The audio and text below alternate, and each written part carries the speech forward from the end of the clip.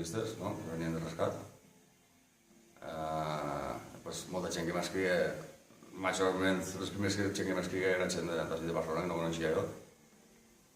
Després, a l'estància a Soto, mal. A Soto la pitjor, per ja. Per segons centres nou, la pitjor. Després ja a Navacarnero, bueno, millor que Soto. El Vinxar és una merda, igual que tot, però el tracte és molt millor. I bueno, mal, el trasllada, quan venen la detenció, el tractament que tenen, i les hòsties en el cotxe quan estàvem al treball.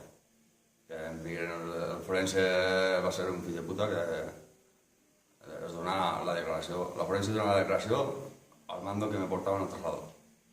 Te pots imaginar, saps? I després, en tema de...